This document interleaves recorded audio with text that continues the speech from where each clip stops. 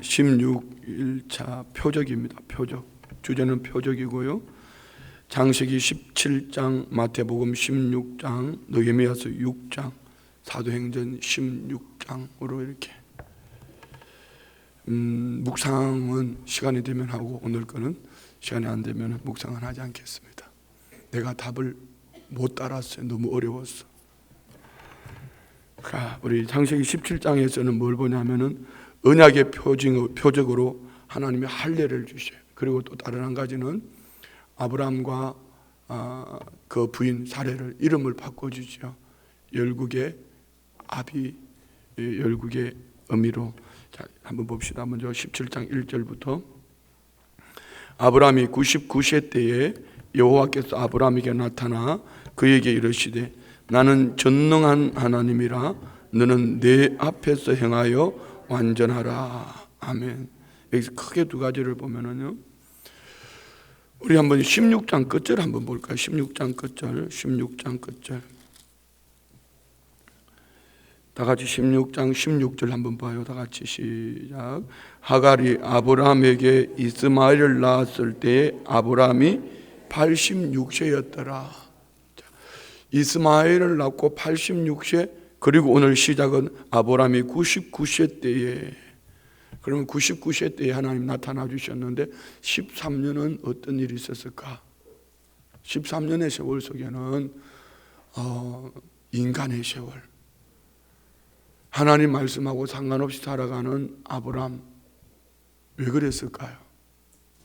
그것도 아들이라고 이스마엘에 푹 빠져가지고 하나님이 눈에 안 뵈던 시절, 어쩌면은 말라기와 이 신약, 우리 마태복음, 우리 주님이 오실 때까지 400여 년의 암흑기, 어두움의 때가 있었던 것처럼 하나님 말씀하셨음에도 불구하고 그들에게는 그 말씀이 들려지지 않을 때 이스라엘 백성들은 애굽 땅에서 나오는 그 해를 첫 달로 삼습니다.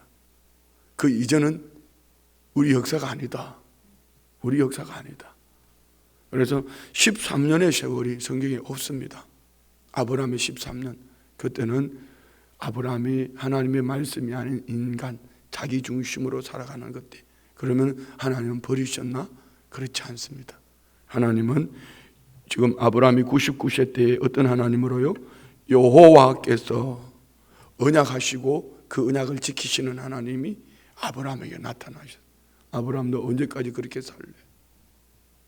이런 말씀을 읽으면 이런 생각이 들어야 돼요. 내가 지금 아브라함이 86세에 이스마엘을 얻고 13년을 나로 살아가는 아브라함의 삶을 살고 있는가? 아니면은 하나님의 말씀을 쫓아서 하나님이 이끄시는 대로 순종하고 살고 있는가? 근데 한 가지는, 오늘 이 본문을 1절에서 볼 수 있는 한 가지는, 그럼에도 불구하고 여호와 하나님이 아브라함에게 나타나 주셨다. 자, 오늘 저와 우리도 마찬가지예요.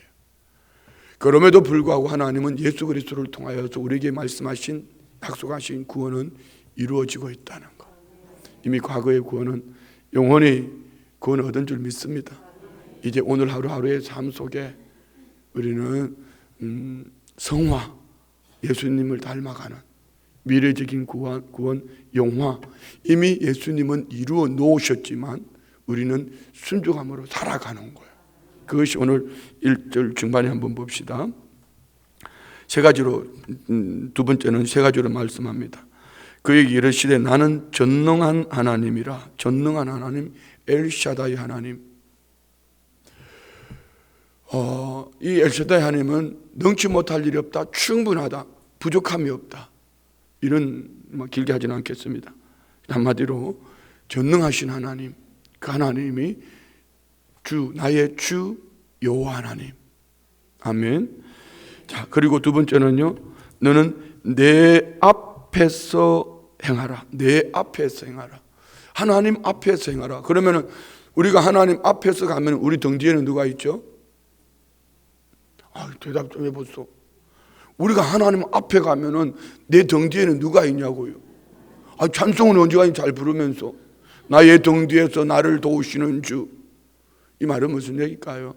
하나님이 말씀하시는 그 말씀, 하나님의 임재하심 앞에서 우리가 살아갈 때 세 번째요, 완전하라. 행하여 완전하라. 예, 우리 인간은 완전할 수 없습니다. 완전하신 하나님으로 말미암아 우리는 완전해지는. 우리 에스라서를 하면서 그랬죠. 1장에서 하나님의 뜻, 하나님의 계획은 고레스 왕의 마음에 감동을 주시고 하나님께서 이사야와 에르미야를 통해서 말씀하셨던 그대로 그 백성들을 바벨론 포로 70년에서 돌려보냅니다. 이게 하나님의 뜻이었습니다.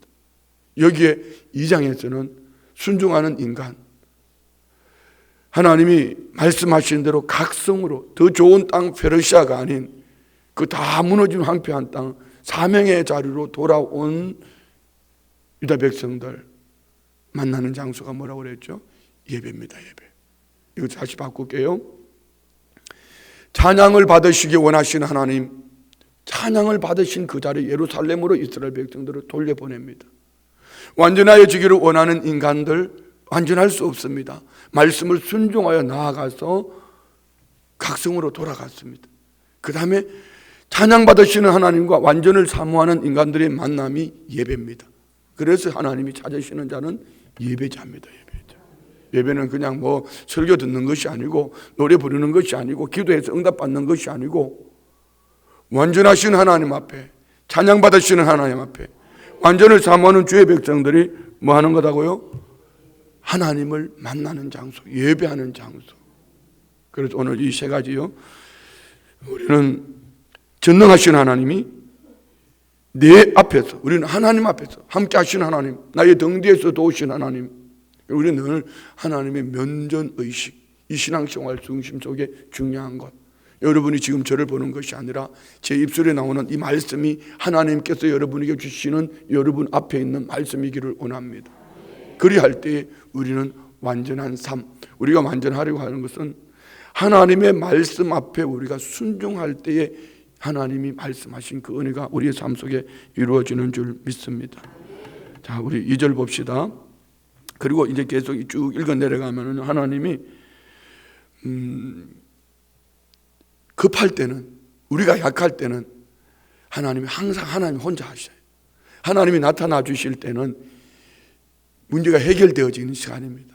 그러나 사람의 이름이 먼저 등장할 때는 문제를 만들어내는 시간입니다. 어제 나눴던 사례가 이럴 때는 문제가 만들어내는 시간이에요.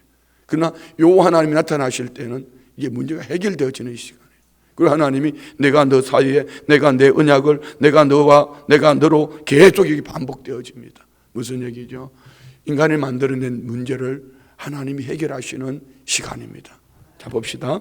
2절, 내가 내 언약을 나와 너 사이에 두어 너를 크게 번성하게 하리라 하시니 아브라함이 엎드렸더니 하나님이 또 그에게 말씀하여 이러시되 하면,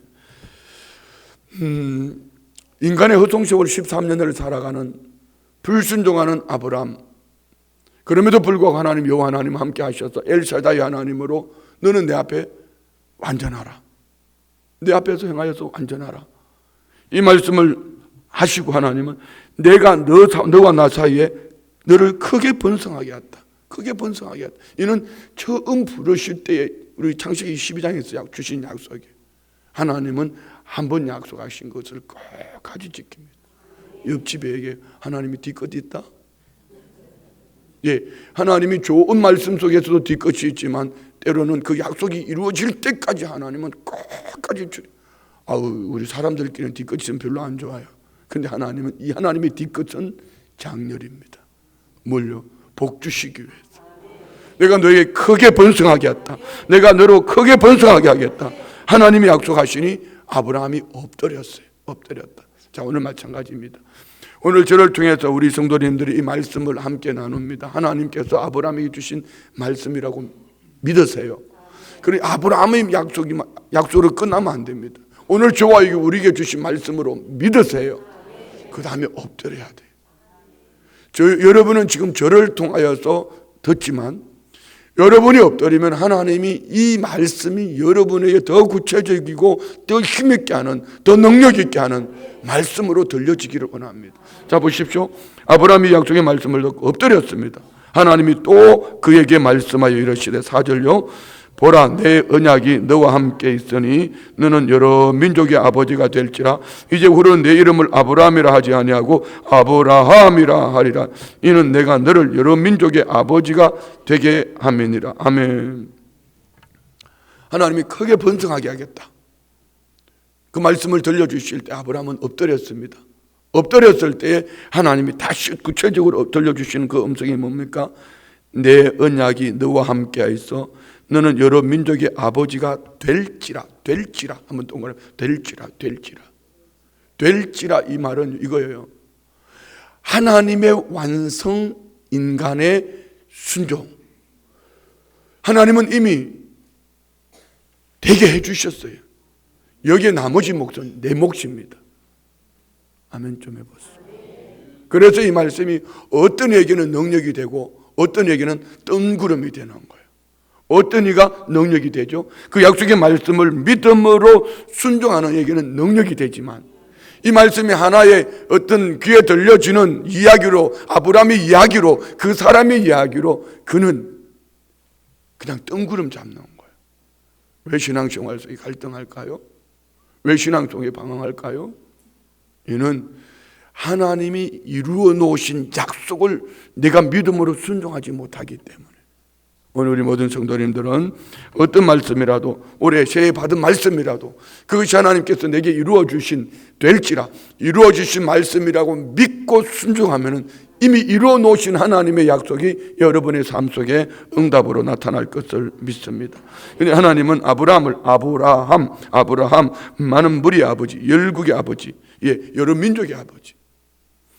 한 가정의 아버지도 힘든데, 한 민족의 아버지도 힘든데 여러 민족의 아버지가, 그렇죠. 아브라함을 통하여서 그의 자손들이 각 민족을 만들, 유대 민족, 아람 민족, 여러 민족을 만들어냈어요.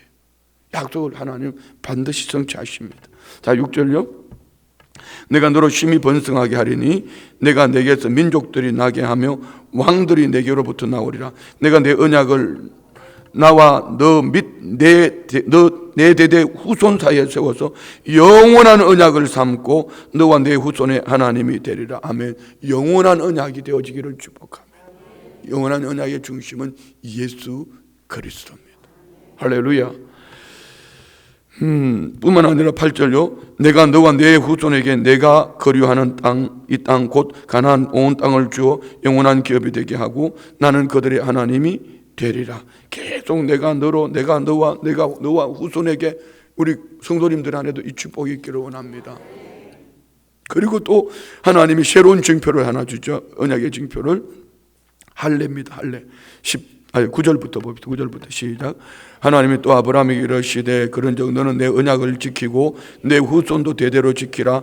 너희 중 남자는 다 할례를 받으라. 이것이 나와 너희와 너희 후손 사이에 지킬 내 언약이니라. 너는 포표를 베어라. 이것이 나와 너희 사이의 언약의 표징이니라.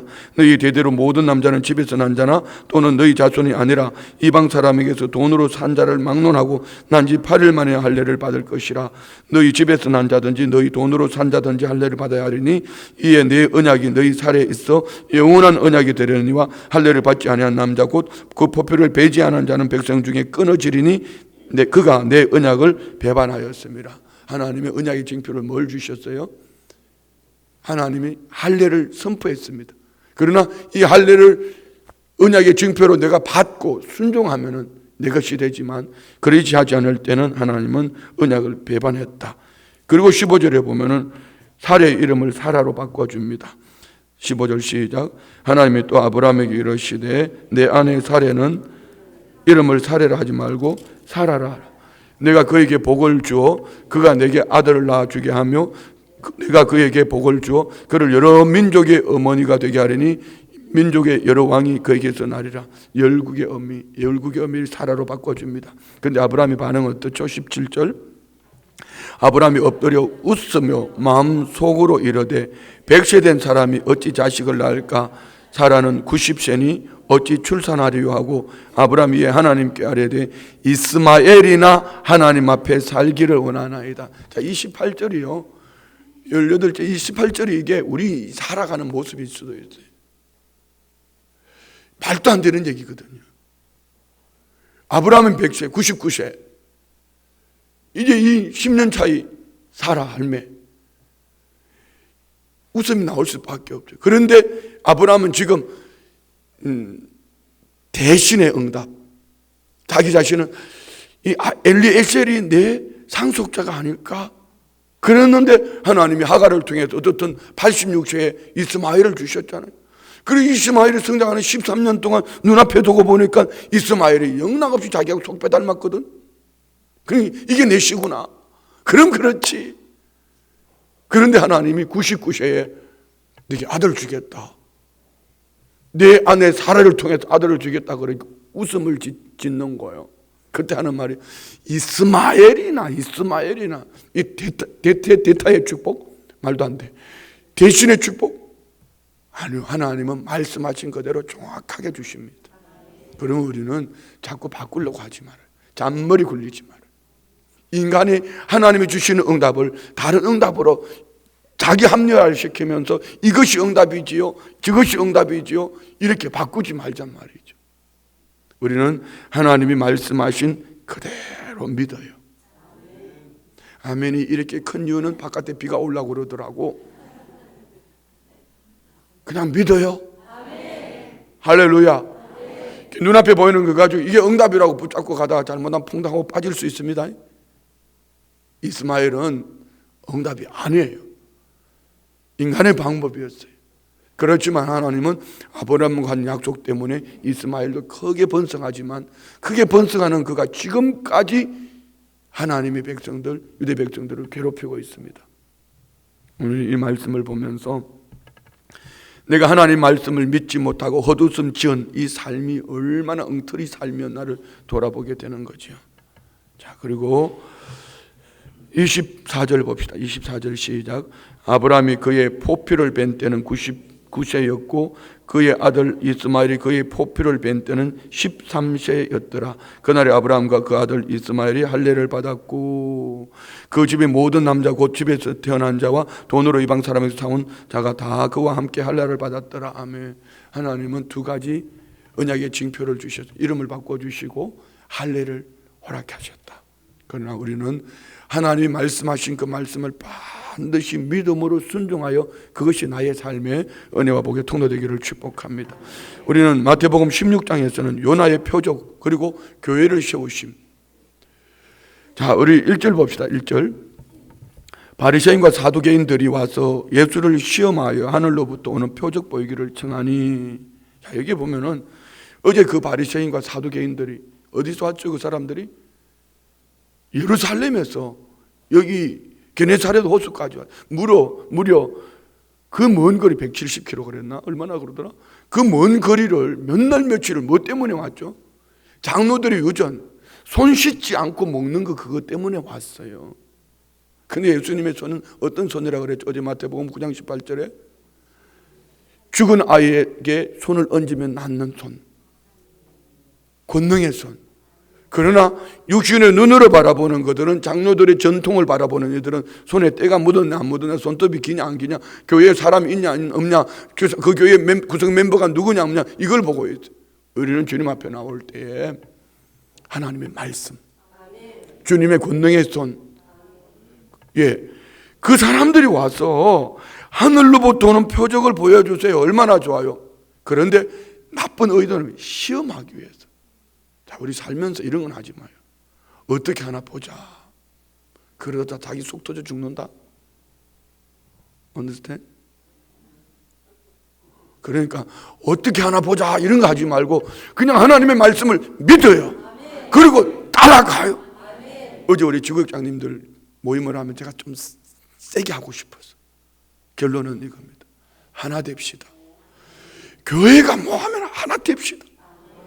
하나 돼야지 그게 역사가 나타나는 거야. 뭘 하면은 막 모여가지고 이래 해야지 그 다음에 역사가 나타날 텐데, 어떤 이들은 적극적이고 어떤 이들은 멀찍이 따라오고 어떤 이들은 어떻게 하나 보자. 여기는 마귀만 덕실덕실. 이제 보면 알아요. 어디 느헤미야서 다 나와요. 우리는 매사에 공교회와 함께 어떻게 하나 보자가 아니라 믿음의 열정을 가지고 가면 하나님의 결국은 반드시 약속하신 말씀을 이룬다 믿으시면 아멘. 그래서 이들이 시험하여서 표적을 보여달라 했을 때 예수님 뭐라고 말씀하시나 봅시다. 2절부터 4절까지 예수께서 대답하여 이르시되 너희가 저녁에 하늘이 붉으면 날이 좋겠다 하고 아침에 하늘이 붉고 흐리면 오늘은 날이 굳겠다 하나니 너희가 날씨는 분별을 할 줄 알면서 시대의 표적은 분별할 수 없느냐. 악하고 음란한 세대가 표적을 구하나 요나의 표적밖에는 보여줄 표적이 없느니라 하시고 그들을 떠나가시. 요나의 표적이 뭐죠? 예수님에게 요나의 표적이 뭘까요? 요나가 물고기 뱃속에 사흘 밤낮을 죽은 거죠. 그 물속에, 그런데 그는 물고기 뱃속에 사흘 밤낮을 회개하고 하나님이 살려 토하여 내게 하고 복음을 들고 가게 합니다. 예수님은 이 요나의 표적 십자가에 죽으시고 사흘 만에 살아날 것. 아멘. 요나의 표적밖에 보여줄 것이 없다. 그러면서 예수님이 6절 봅시다. 6절 시작. 예수께서 이르시되 삼가 바리새인과 사두개인들의 누룩을 주의하라. 그랬더니 제자들이 하는 말은 가면서 누가 뭐 떡 가지고 우리가 떡을 가져오지 않았다. 누룩 얘기하는 게 떡 얘기하는 거야. 다른 얘기죠. 그런데 예수님은 뭘 얘기했다?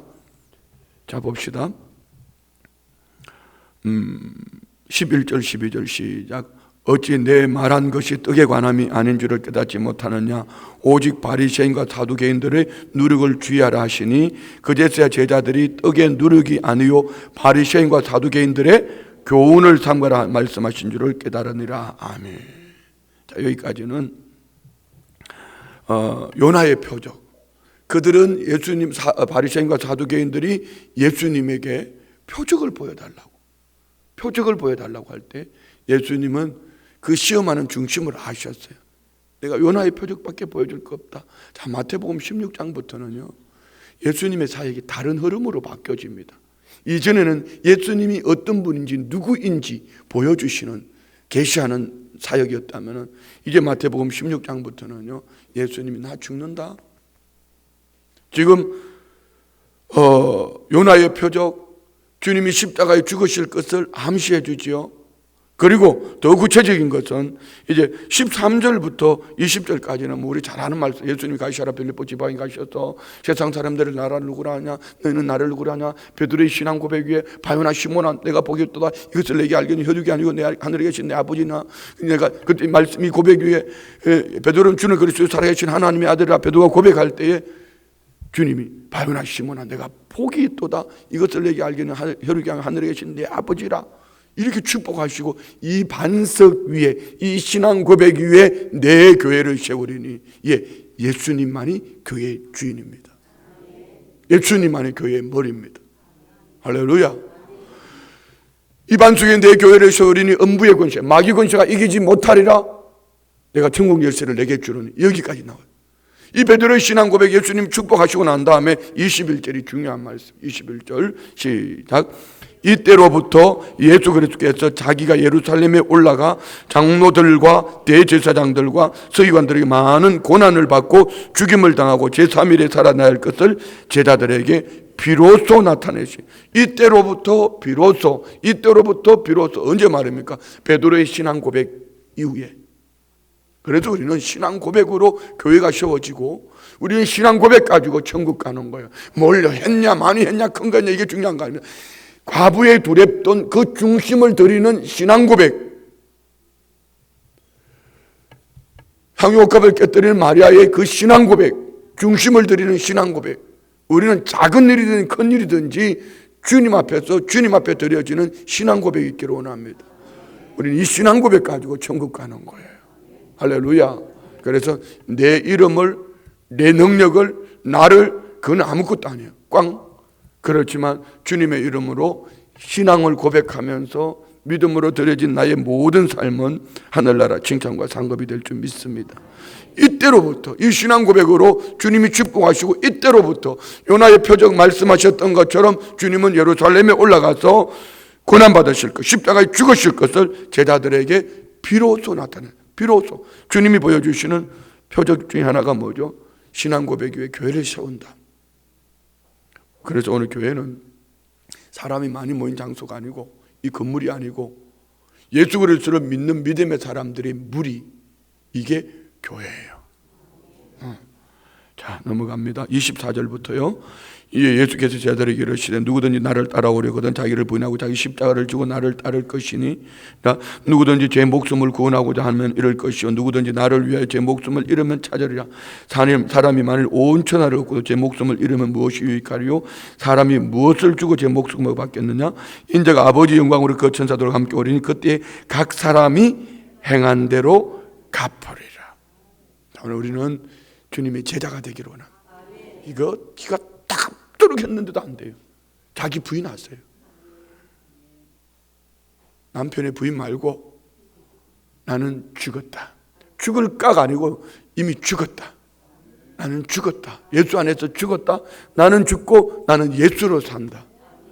나를 부인하고 그 부인하는 그럼 끝나면 안 돼요. 부인해서 식물인간 되면 안 돼요.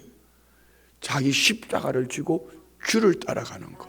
이 은혜가 오늘 우리 안에 있기를 축복합니다. 우리 28절 한번 읽고 마태복음 마칠까요? 28절 진실로 너에게 이르노니 여기 서 있는 사람 중에 죽기 전에 인자가 그 왕권을 가지고 오는 것을 볼 자도 있느니라. 이거 여러 가지로 해석을 하지만 넘어가겠습니다. 자, 느헤미야 6장에서는 산발랏 도비야 아라비아 사람 끝까지 계속 괴롭힙니다. 아주 집요하게. 여기를 보면은요, 마귀의 근성이 오늘 이 6장에 다 들어앉았어. 오늘 교회 안에도 있어요. 이럴 때에 이 마귀의 그 앞에 같이 춤을 추는 사람들이 있어요. 그러나 하나님은 느헤미야를 통해서 52일 만에 문자까지 다 달게 합니다. 끝까지 이루게 합니다. 곧 느헤미야 6장에서 보여줄 수 있는 것은 성벽을 재건함으로 말미암아 하나님의 임재의 표직. 이는 사람의 힘으로 할 수 없는 거예요. 하나님의 권능의 손이 그들과 함께 하셔서 이런 대적 방해꾼 앞에서도 완성하는 모습을 봅니다. 한번 우리 보면 그냥 읽기만 해도 될 거예요. 1절부터 봅시다. 산발랏과 도비야와 아라비아 사람 게셈과 그 나머지 우리의 원수들이 내가 성벽을 건축하고 허물어진 틈을 남기지 아니하였음을 들었는데 그때는 내가 아직 성문에 문짝을 달지 못한 때였더라. 미완성. 그런데 미완성 중 이 마귀가 두려워 떨 수밖에 없는 게 뭐죠? 여기 이렇게 중요한 말씀이 있죠. 성벽을 건축하여 허물어진 틈을 남기지 않았다. 틈을 남기지 않았다. 자, 우리 인생에 틈이 없기를 축복합니다. 이 틈은요, 이 틈이 있으면은 뭐가 틈탄다? 틈이 있으면 마귀가 틈을 탑니다. 마귀의 원어가 뭐라고 그랬죠? 디아블로스, 쳐서 나누는 것. 마귀는 틈을 뚫고 들어오는 거예요. 개인에게는 갈등하는 틈, 불평하는 틈, 원망하는 틈, 원불교, 교만한 틈, 이 틈을 타고 마귀가 들어오는 거예요. 그런데 우리는 완벽하지 못하잖아요. 저 역시 틈이 있거든요. 그래서 우리는 어떻게 이 틈은 예수의 피로 덮어야 된다. 보혈의 피로 덮어야 된다. 마치 건물을 짓고 난 다음에 틈 사이를 실리콘으로 쏴붙이는 것처럼 우리는 예수의 피로 온전히 덮여질 때에 틈이 없는 삶을 살 수 있어요. 예. 그런데 틈을 두지 않았다. 아직 미완성, 아직 성문을 문짝을 달지 못한 채였다. 우리 모두 마찬가지. 우리 미완성입니다. 아직 성문을 달지 못했습니다. 성문을 달아야지 이 성벽이 완성이 되는 거. 우리는 사는 날 동안 틈을 두지 않고 미완성, 아직 성문을 달지 못했다. 그래서 마귀 사탄의 공격을 우리는 볼 수 있어요. 자, 2절부터 산발락과 게셈이 내게 사람을 보내어 이르기를 오라 우리가 오노 평지 한 촌에서 서로 만나자 하니 실상은 나를 해하고자 함이었더라. 예, 이때는 그것도 좀 부드럽게 말을 합니다. 오라, 좀 만나자. 커피 한 잔 먹자. 나 좀 만나자. 이렇게. 그런데 실상은 뭐다? 해하고자. 여기에서 중요한 거 하나 생각할 수 있습니다. 느헤미야 하나 무너뜨리면 이게 다 무너질 수 있거든요. 마귀는 아주 집요합니다. 여러분 가정의 가장을 무너뜨리고 집요하게 다가올 겁니다. 우리 교회는 마찬가지예요. 목사를 무너뜨리려고 집요하게 다가올 겁니다. 그래서 목사 주변에 있는 사람들은 집요하게 목사 주변에 있는 사람들을 무너뜨리려고 합니다. 신목사 가지고 덜먹거리더니 이제는 송목사 가지고 홍천 촌놈이 뗄나무꾼이 왔다고. 송목사 홍천 사람 아닙니다.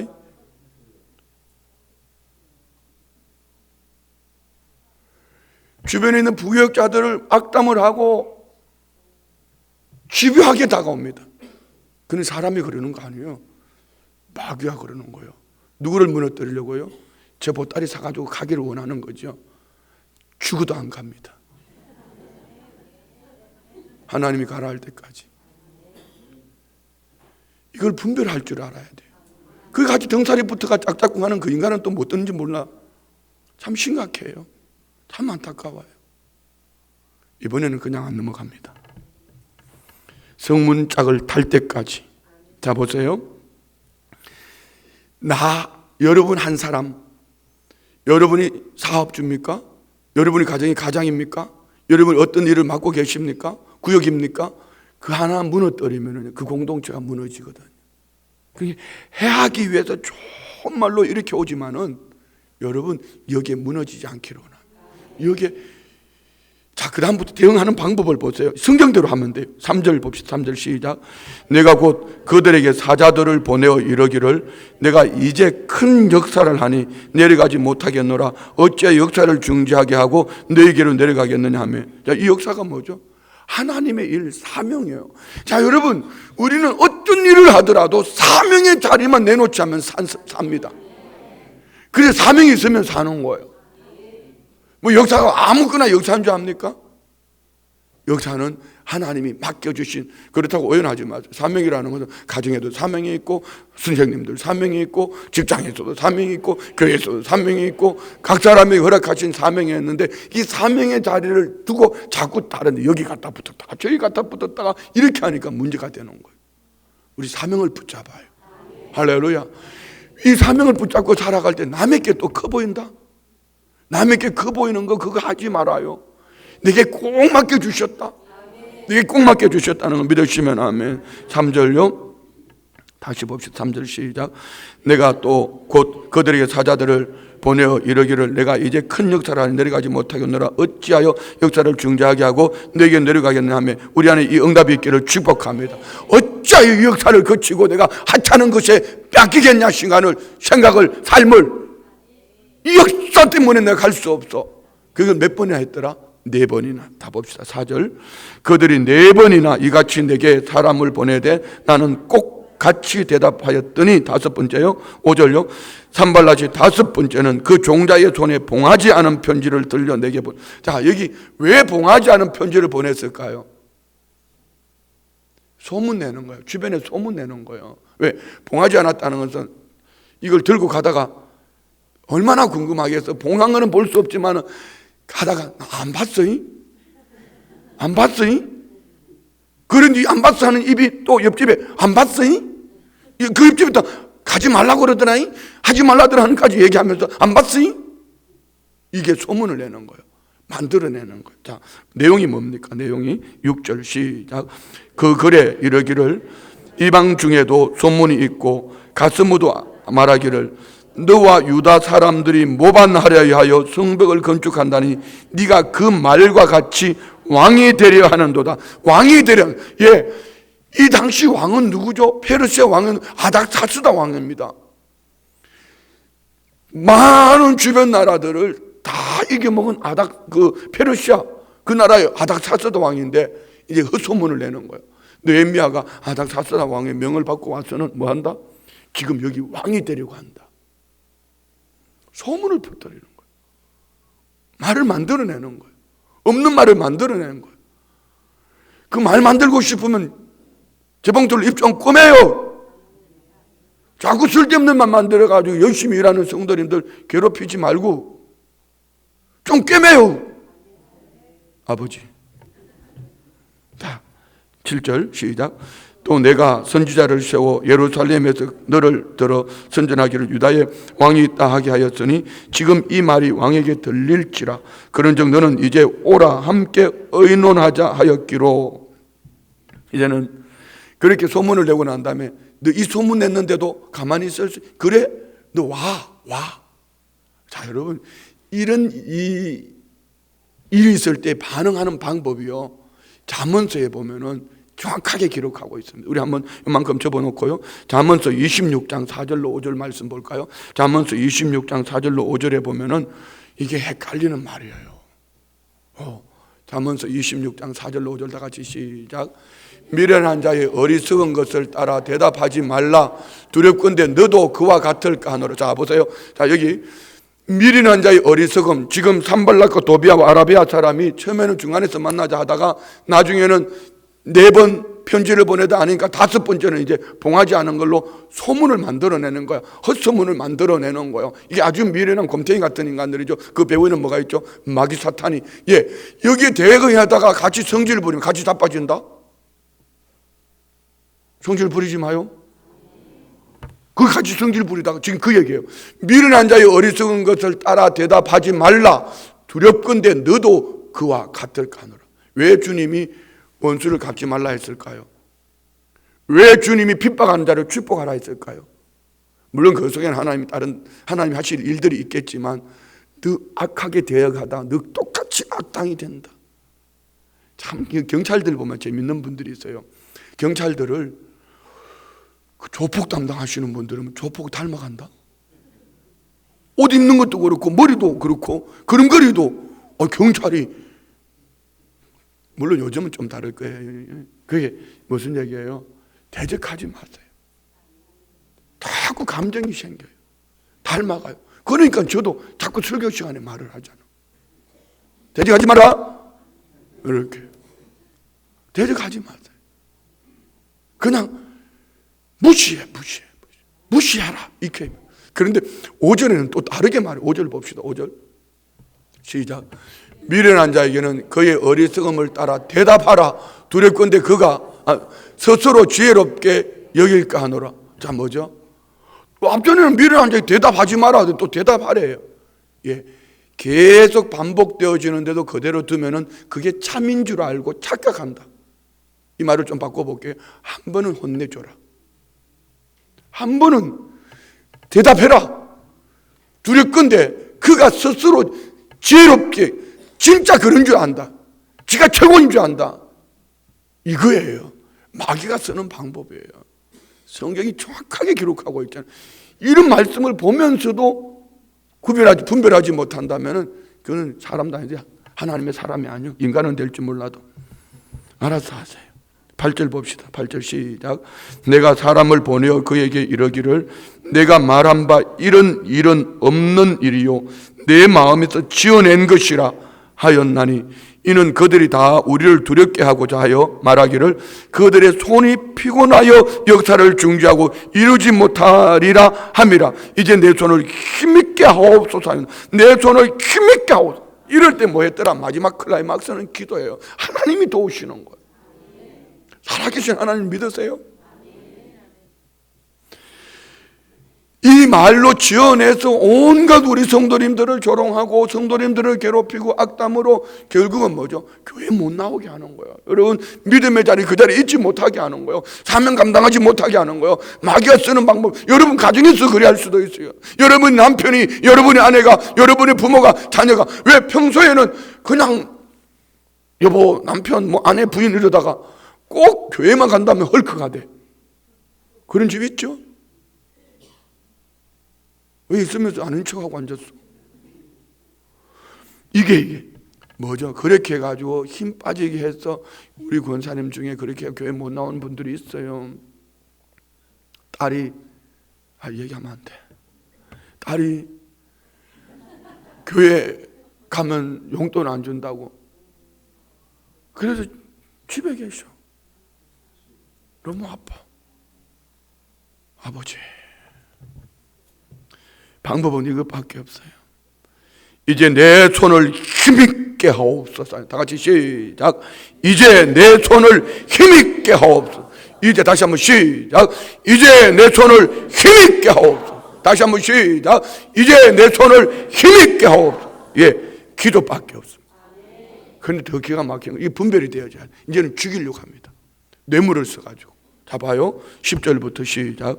이후에 모헤다벨의 손자 들라야의 아들 스마야가 두문불출을 하기로 내가 그 집에 가니 그가 이르기를 그들이 너를 죽이러 올 터이니 우리가 하나님의 전으로 가서 외수 안에 머물고 그 문을 닫자.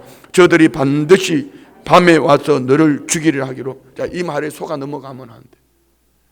성도가 교회 안 오면 목사가 찾아가는 건 당연하죠. 요즘은 안 찾아갑니다. 그런데 이제 기다렸다가 딱 오니까 하는 말이 막 염려가 돼가지고 병이 나고 죽을 것 같아. 근데 그들이 우리 죽일 것 같아. 그리고 우리 성전 안에 외소에 들어가 숨자. 그런데 그 다음에 뭐라고 말하죠? 11절부터 봅시다. 내가 이르기를 나 같은 자가 어찌 도망하며 나 같은 몸이면 누가 외소에 들어가서 생명을 보존하겠느냐? 나는 들어가지 않겠노라. 이 말은 내가 아무리 나를 죽인다 할지라도 나는 사명의 자리 떠날 수 없어. 그러면 산다. 살고자 외소에 들어갔으면 죽었다. 이유는 그 다음 절에 기록하고 있어요. 봅시다. 12절 시작. 깨달은 즉 그는 하나님께서 보내신 바가 아니라 도비아와 산발렛에게 뇌물을 받고 내게 이런 예언을 함이라. 그들이 뇌물을 준 까닭은 나를 두렵게 하고 이렇게 함으로 범죄하게 하고 악한 말을 지어 나를 비방하려 함이었느니라. 아멘. 보세요. 뇌물로 말미암아 하마터면 그 사명의 자리 떠나가. 그러니까 여러분 무슨 일이 있어도 사명의 자리는 떠나지 마로.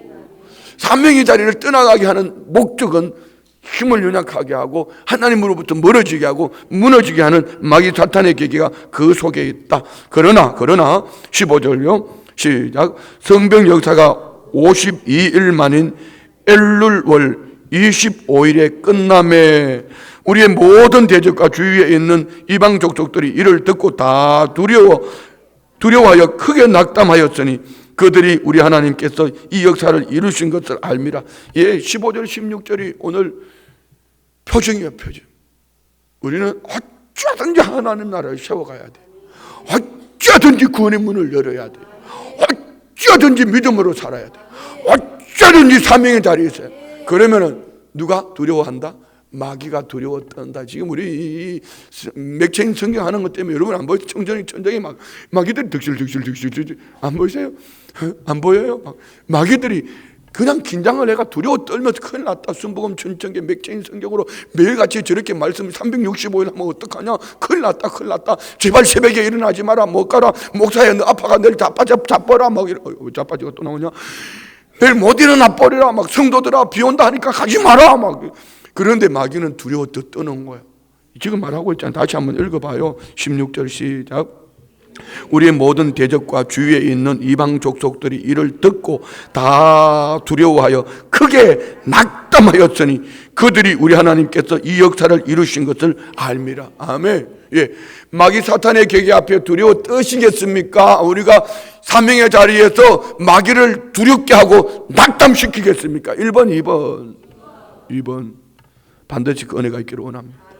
예, 17절부터요. 또한 그때 유다의 귀족들이 여러 번 도비아에게 편지하였고 도비아의 편지도 그들에게 이르렀으니 도비아는 아라의 아들 스가냐의 사위가 되었고 도비아의 아들 요하난도 베레기아의 아들 메술람의 딸을 아내로 맞이하였으므로 유다에서 그와 동맹한 자가 많음이라. 그들이 도비아의 선행을 내 앞에 말하고 또 내 말도 그에게 전하며 도비아가 내게 편지하여 나를 두렵게 하고자 하였느니라.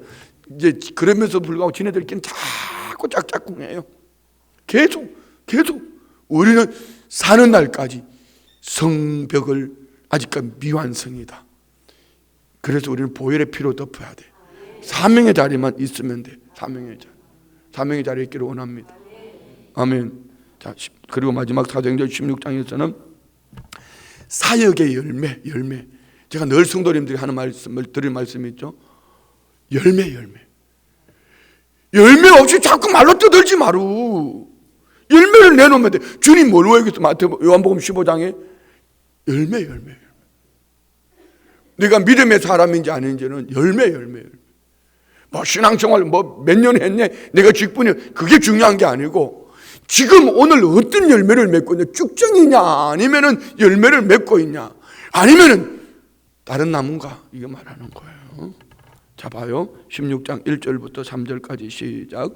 바울이 더베와 루스드라에도 이름에 거기 디모데라 하는 제자가 있으니 그 어머니는 믿는 유대 여자요 아버지는 헬라인이라. 디모데는 루스드라와 이고니온에 있는 형제들에게 칭찬받는 자니 바울이 그를 데리고 떠나고자 할새 그 지역에는 유대인으로 말미암아 그를 데려다가 할례를 행하니 이는 그 사람들이 그의 아버지는 헬라인인 줄 다 알미를. 아멘. 디모데 칭찬 듣는 사람. 아버지는 헬라인이지만 어머니는 유대인이다. 자, 여기에서 어머니 역할이 중요하다는 거 알아야 돼요. 사랑하는 어머님들, 신앙생활 똑바로 합시다. 그러면 아들이 이런 축복을 받아요. 아버지는 그 자녀들 신앙교육 시킬 시간 없어요. 아버지는 화부터 먼저 내요. 주먹이 먼저 나가요. 그러니까 어머니들이 기도 세게 하고 디모데를 세웁시다. 디모데를 세웁시다. 그런데 이 디모데는 아버지가 헬라인인데 할례를 받지 않았어요. 그런데 왜 바울은 할례를 행하게 했을까요? 이제 앞으로 이 디모데가 유대인들을 위해서 복음전도 사역자로 나가야 될 텐데 복음전도에 걸림돌이 되지 않기 위해서. 예, 믿음은 덕입니다. 뭘 먹느냐 뭘 마시냐 이런 것 가지고 중요한 게 아니에요. 우리는 믿음에 덕을 끼칩시다. 그래서 여기 할례가 뭐 디모데도 할례 받았지 않냐, 할례를 받아야 구원 얻는 거, 구원하고 상관없습니다. 믿음의 덕을 세워서 복음 전도자로 세우기 원하는 방법이에요. 그런데 순복음 춘천교회 룰이 있잖아요. 그럼 순복음 춘천교회 룰을 따르는 것이 믿음의 덕이에요. 아멘. 4절 5절 시작. 여러 성으로 다녀갈 때 예루살렘에 있는 사도와 장로들이 작정한 규례를 그들에게 주어 지키게 하니 이에 여러 교회가 믿음이 더 굳건해지고 수가 날마다 늘어나니라. 그 규례를 지키는 것이 목적이 아니고 그 규례를 통하여서 함께 하나 되고 동력하며 목적은 뭐죠? 예수 그리스도를 믿는 거예요. 우리 교회는 모든 프로그램은 목적은 한 가지입니다. 하나님의 아들 예수가 그리스도인 것을 믿어 그들이 생명을 얻게 하기 위함이라, 영생을 얻게 하기 위함이라. 요한복음 20장 31절 말씀. 이것이 우리의 삶의 중심이어야 합니다. 아멘. 그리고 6절부터는 바울이 아시아에 가서 복음을 전하고자 할 때 기도 가운데 환상 가운데 마게도냐 사람 환상으로 나타나 와서 우리를 도우라고 합니다. 그래서 11절부터 이제 그는 자, 한번 봅시다. 11절 12절 시작. 우리가 드로아에서 배를 떠나 사모도기를 같이 경하여 이튿날 네아폴리를 가고 거기서 빌립보에 이르니 이는 마게도나 지방의 첫 성이요 또 로마의 식민지라. 이 성에서 수위를 줬다. 자, 드디어 그는 유럽의 첫 관문 빌립보로 갔습니다. 빌립보로. 여기에서 누구를 만나죠? 11절부터 15절까지는 그 열매가 뭐죠? 자주장사 루디아. 14절에 두아디아시에 있는 자색 옷감 장사로서 하나님을 섬기는 루디아라는 여자, 루디아를 만났습니다. 그 다음에 16절부터요, 우리가 기도하는 곳에 가다가 점치는 귀신 들린 여종 하나를 만나니 점으로 그 주인들을 이렇게, 자, 귀신 들린 여종 계집종 하나가 계속 바울 사도를 따라오면서 하나님의 종이라고 막 괴롭히는 거야. 그럴 때 이 계집종의 귀신이 떠나가 버렸어요. 이것 때문에 바울 사도는 이제 그 주인의 고발로 말미암아 감옥에 들어가게 되고 얼마나 맞았던지 그냥 실신해 버렸어요.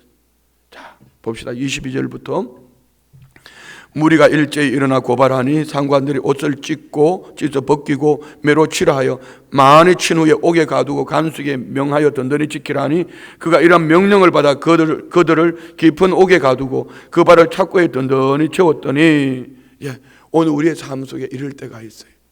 응답이라고 믿고 갔는데, 순종하고 갔는데 얻어지는 것은 상처밖에 없다.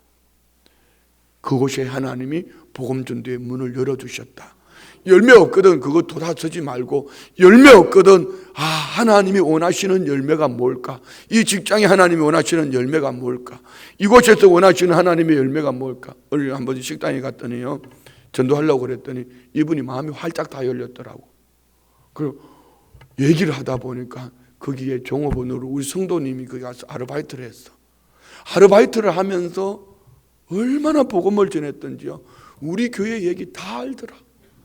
우리 목사, 예? 그 말은 못해 내가. 예, 그런 거예요. 나는 아르바이트 하러 갔지만은 그곳이 뭐하러 갔다? 복음 전도하러 갔다. 사명으로 갔어요. 오늘 그는 복음 전하다가 귀신 들린 계집종이 귀신에 쫓기고 얼마나 잘했어요. 그런데 그것 때문에 시큰 얻어맞고 어디 갔다? 감옥에 들어갔다. 자, 그 다음에 우리가 중요한 것입니다. 왜 내가 전도했는데 감옥에 집어넣냐고, 하나님 있으면 내놔보라고, 하나님이 살아계시냐고. 그는 죽는다?